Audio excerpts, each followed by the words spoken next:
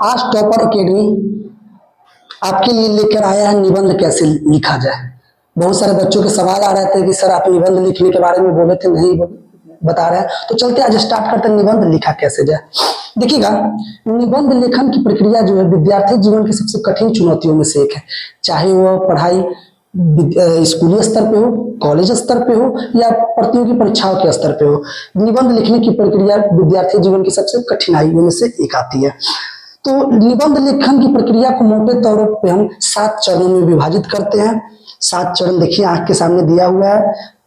पहला है विषय का सही अर्थ समझना, दूसरा है निबंध से जुड़े बिंदुओं को खोजना, तीसरा है निबंध की रूपरेखा बनाना, चौथा है भूमिका लिखना, पांचवा है विषय वस्तु लिखना, छठा है निष्कर्ष लिखना और सातवां है निबंध का निरीक्षण करना।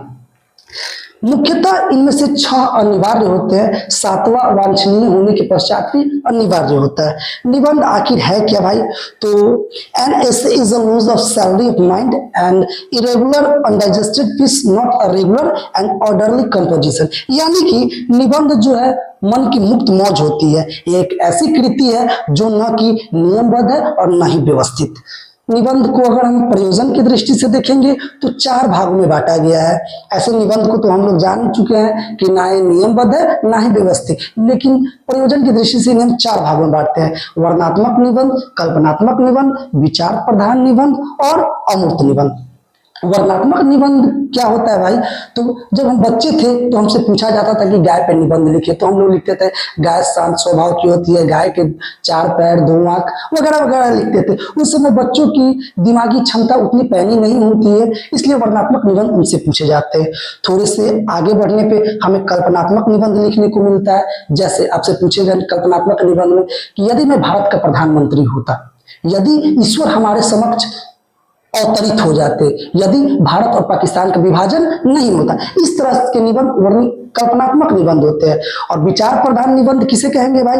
तो इसमें जैसे जैसे बच्चों के विकास होता है, वह बड़े होने लगते हैं, परिपक्व होने लगते हैं, तो उनके अंदर विचार प्रधान निबंध लिखने की शैली बढ़ जाती है। जैसे उनमें क्वेश्चन पूछा जा सकता है कि केवल राजनीतिक अधिकार महिलाओं के जीवन में सुधार नहीं ला सकते, ठीक है। और अगला है अमूर्त निबंध। ये अमूर्त निबंध, वर्णनात्मक निबंध से अमूर्त निबंध जानने के लिए आपके बौद्धिक क्षमता का विकास होना बहुत जरूरी है, जो हमारे उम्र के बढ़ने पड़ाव और परिपक्वता के आधार पर हमें प्राप्त होती है। इनमें आपसे पूछा जाएगा निष्काम बौद्धिक जिज्ञासा, यथार्थ सभ्यता का जीवन रस है। इस प्रकार के निबंध आपके लिखने के तरीके हो सकते हैं। तुम बिना समय गवाए इन 6 टॉपिक को समझेंगे कि आखिर निबंध कैसे लिखते हैं। विषय का सही अर्थ समझना बच्चों के लिए काफी बड़ी समस्या नहीं होती है। विषय का सही अर्थ समझना, निबंध का विषय समझने में उनको ज्यादा दिक्कत का सामना नहीं करना पड़ता है। वो अपने बौद्धिक क्षमताओं का आकलन करके विषय का सही अर्थ समझकर उसको आगे लिख सकते हैं। अगला चरण आता है निबंध से जुड़े बिंदुओं को खोजना। निबंध में जो मेनली बिंदु होते हैं, जैसे उसमें आपको लिखा रहेगा केवल, साथ ही साथ, इन सब चीजों पे आप चर्चा करके निबंध से जुड़े बिंदुओं को खोज सकते हैं और उनके ऊपर आप थोड़ा सा विस्तार में निबंध को लिख सकते हैं।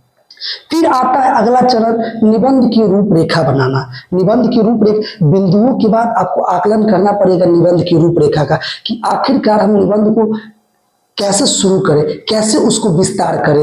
निबंध को कम से कम 100 से 150 शब्दों में निबंध को आगे बढ़ाया जा सकता है निबंध की रूपरेखा बनाने के लिए। ऐसे पीसीएस एग्जाम में 1000 से 1200 शब्दों में निबंध लिखना रहता है, जो आपकी रूपरेखा बनाने में निबंध 100 से 150 शब्दों की पूर्ति कर देगा। अगला आता है भूमिका लिखना।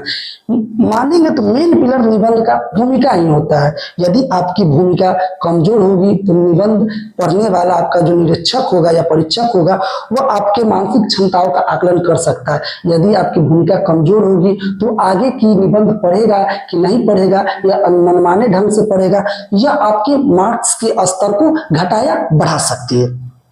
तो मेन होता है यहाँ पे निबंध के लिए भूमिका ही। जैसे भूमिका लिखने के लिए आप शुरुआत कर सकते हैं किसी कहानी का, किसी कविता का उदाहरण लेकर आप अपने निजी जीवनों का अनुभव से भी भूमिका को लिख सकते हैं। ये आपकी निबंध को में 4 चांद लगा देंगे। भूमिका सबसे मेन होती है।